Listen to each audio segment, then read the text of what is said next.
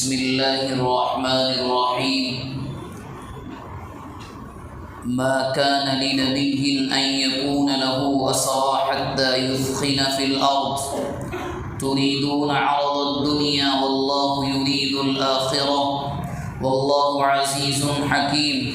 لولا كتاب من الله سبق لمسكم فيما أخذتم عذاب عظيم فكلوا مما ظلمتم حلالا طيبا واتقوا الله إن الله غفور رحيم.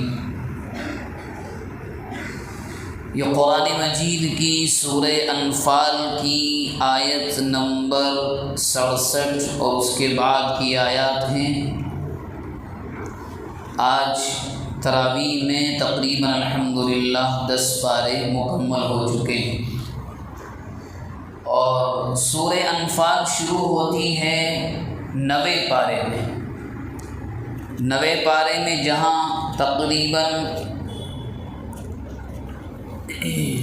14 رکوع ختم ہوتے ہیں تو وہاں سے شروع ہوتی ہے. اور سورہ انفال میں تذکرہ ہے اسلام کی سب سے پہلی لڑائی غزوہ بدر کا، بہت تفصیل کے ساتھ. شاید آپ کو ہلکا سا خاکہ یاد ہوگا، پھر بھی مختصراً یہ سن لیں کہ جب غزوہ بدر ہوا، وہ غزوہ وہ لڑائی پری پلان نہیں تھا، اچانک ہوا. نہ نبی اکرم صلی اللہ علیہ وسلم اور آپ کے صحابہ اس مقصد اور غرض سے نکلے تھے کہ ہم جا کر لڑیں گے، نہیں، ارادہ ہی نہیں تھا. ہوا یوں تھا کہ جب اللہ کے نبی اور آپ کے صحابہ مکے سے مدینہ منورہ ہجرت کر کے آ گئے تو آنے کے بعد ابو سفیان جو اللہ کے نبی کے سسر بھی ہیں ایک رشتے کے اعتبار سے، وہ اس وقت مسلمان نہیں تھے بلکہ کفر کی دنیا میں تھے. اور اسلام لانے سے پہلے یہ حقیقت ہے کہ جتنے وہ خلاف اللہ کے نبی کے رہتے تھے شاید کوئی رہا ہو، حالانکہ رشتے میں سسر بھی ہیں. حضرت ام حبیبہ رضی اللہ عنہ کے والد بھی ہیں اور حضرت ام حبیبہ اللہ کے نبی کی زوج مطہرہ ہیں. تو انہوں نے ایسا کیا، جو مکہ والوں کا ماحول تھا اس مرتبہ کچھ زیادہ، کہ یہاں کا سامان جو مکے میں بناتے تھے ہم لے جا کر ملک شام میں فروخت کریں گے، وہاں سے سامان لے کر آئیں گے اور اس تجارت میں، اس بزنس کے سفر میں جتنا فائدہ ہوگا ہم مسلمانوں کے خلاف استعمال کریں گے. یہ مقصد ان کا تھا. جس راستے سے وہ جا رہے تھے وہ مدینے کے باہر سے ہو کر گزرتا تھا. کہاں سے؟ بدر کے پاس سے. بدر کوئی جگہ گاؤں نہیں ہے، یہ ایک مدینے اور مکے کے درمیان ایک جگہ کا نام تھا بس، خالی کوئی آبادی نہیں. وہ وہاں سے نکلے، اللہ کے نبی کو معلوم ہو گیا کہ لوگ شام سے واپس آ رہے ہیں. آپ نے چند صحابہ کو لیا، لے جانے کے بعد مقصد یہ تھا لڑائی نہیں کرنی. اس قافلے کو جو تجارت کر کے آ رہا ہے، جن کی نیت یہ ہے کہ اس بزنس تجارت میں جو فائدہ ہوگا وہ ہمارے خلاف استعمال ہوگا، تو قبل اس کے کہ یہ چیز ہمارے خلاف استعمال ہو اس کو یہیں ختم کر دیا جائے. صرف اتنا ارادہ تھا. اور جنگی اعتبار سے یہ صحیح ہے، جب دو ملکوں میں جنگ ہوتی ہے تو ہر چال چلی جاتی ہے. تو اللہ کے نبی لے کر گئے. اب ابو سفیان تو اپنے قافلے کے ساتھ بچ کر نکل گیا. بڑی لمبی داستان ہے. اس نے جب اس کو معلوم ہوا تھا کہ محمد اور آپ کے ماننے والے میرے تعاقب میں یعنی میرے پیچھے آ رہے ہیں، تو اس نے قاصد دوڑایا مکہ مکرمہ کہ جاؤ اور جا کر یہ کہو کہ تمہارا قافلہ لوٹ لیا گیا. وہ قاصد مکہ پہنچا، ادھر یہ بچ گئے. اب اس جانے والے نے مکے میں جا کر کہا بچاؤ اپنا قافلہ، تمہارا مال لوٹ لیا گیا، یہ ہو گیا وہ ہو گیا، روتا چلاتا کپڑے پھاڑتا.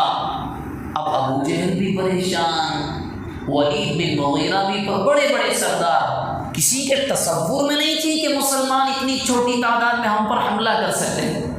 حملہ ہوا بھی نہیں تھا. اس نے جا کر کے کہہ دیا۔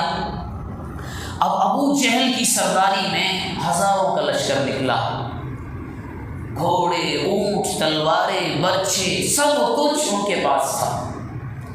اب یہ دونوں آ کر مل گئے ابو سفیان سے۔ ابو سفیان نے کہا ہم محفوظ ہیں، کوئی حملہ نہیں ہوا، میں نے اپنے قافلے کو سمندر کے کنارے کر کے بچا لیا۔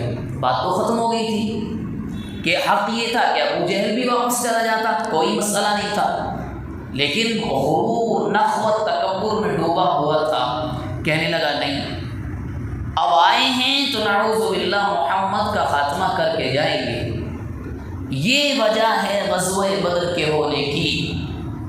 مسلمانوں کی طرف سے کوئی اقدام نہیں تھا، یہ لوگ آئے، بدر کے میدان میں ٹھہرے، لڑائی بھی ہوئی، اللہ نے مسلمانوں کو فتح دی، 70 بڑے بڑے مشرکین مارے گئے، سردار اور 70 گرفتار ہو کر آئے۔ جو آیت آپ کے سامنے پڑھی گئی ہے یہ سچویشن ہے کہ جب 70 قیدیوں کو گرفتار کر کے لا کر مسجد نبوی کے پلرز اور ستون سے باندھ دیا گیا تھا، اور آپ حیران رہیں گے کہ انصاف دے کے اسلام میں کیا ہے، ان قیدیوں میں اللہ کے نبی کے داماد بھی تھے، جن کا نکاح ہجرت سے پہلے اللہ کے نبی کی صاحبزادی حضرت زینب سے ہو چکا تھا، وہ بھی پکڑے گئے اور ان کو گرفتار کر کے لایا گیا۔ خیر سب بندے ہوئے تھے۔ اب یہاں مسئلہ یہ پیدا ہوا نمبر 1 کہ جو ہمیں مال ملا ہے، جس کو کہتے ہیں مال غنیمت، اس کا کیا جائے۔ اللہ کے نبی سے جتنے پہلے انبیاء آئے ہیں، کسی کی شریعت میں مال غنیمت جو جنگ میں ملتا ہے اس کا کھانا جائز نہیں تھا، یہ صرف اس امت کی خصوصیت ہے کہ جائز قرار دیا گیا۔ حالانکہ غزوہ بدر سے پہلے کوئی لڑائی کا رول نازل نہیں ہوا تھا، کوئی رول نہیں تھا۔ ایک بات، دوسرا مسئلہ یہ سامنے تھا، یہ جو قیدی سامنے ہیں ان کا کیا کیا جائے۔ 2 جماعتیں صحابہ میں بن گئیں، ایک جانب تھے حضرت ابو بکر اور دوسرے صحابہ جو نرم دل کے تھے، ایک جانب تھے حضرت عمر بن خطاب رضی اللہ عنہ اور حضرت سعد بن معاذ جو انصار صحابہ کے سردار تھے۔ ایک جماعت کی رائے یہ تھی کہ مال لے لیا جائے، یعنی فدیہ لے لو چھوڑ دو، ایک۔ دوسری جماعت کی حضرت عمر کو تو جانتے ہیں آپ، انہوں نے کہا اللہ کے رسول گن گن کے ہر ایک کی گردن مارو۔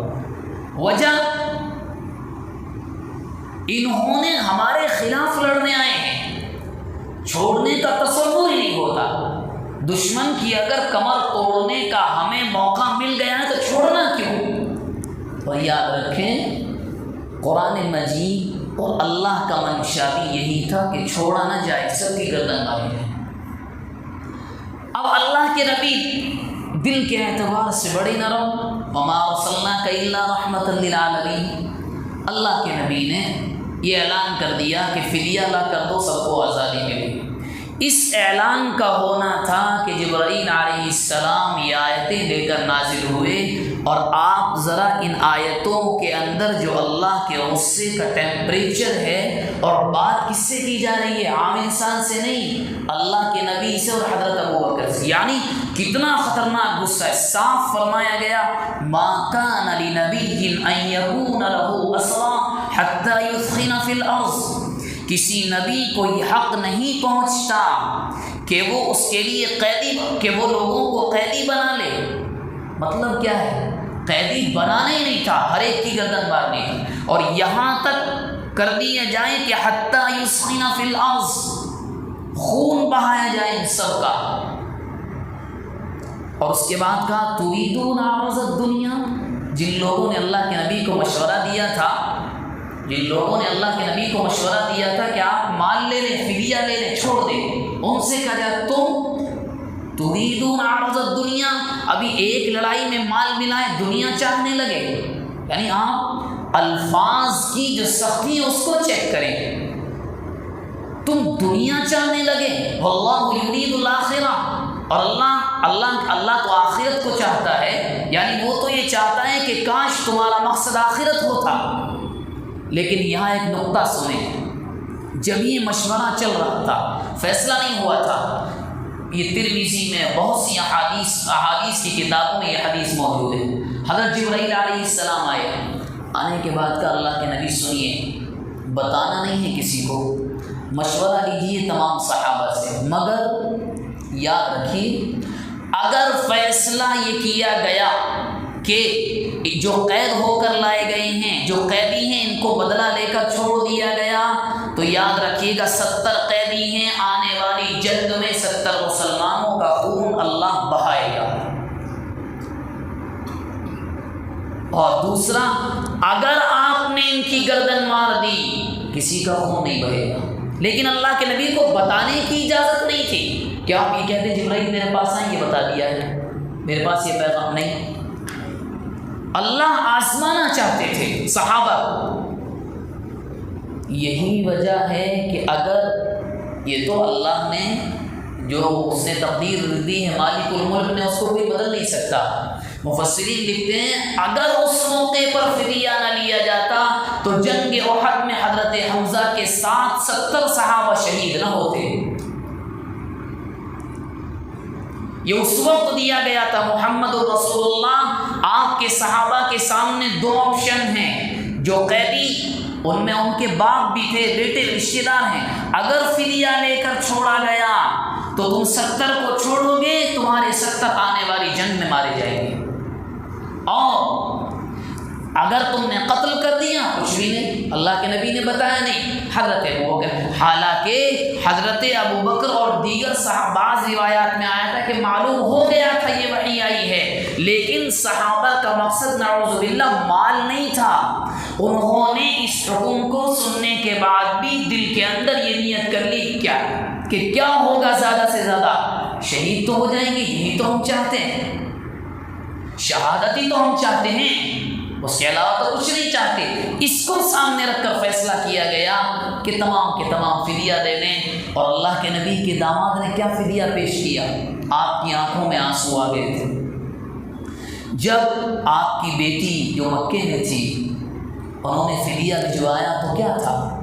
وہ ہار تھا جو حضرت خدیجہ رضی اللہ عنہا نے اپنی بیٹی کو تحفے میں دیا تھا نکاح کے موقع پر۔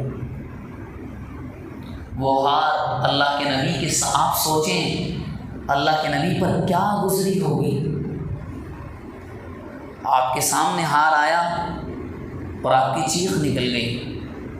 صحابہ سے کہا اجازت ہو تو کیا ایسے ہی چھوڑ دوں اپنے داماد کو؟ صحابہ رونے لگے، اللہ کے نبی آپ پوچھ رہے ہیں،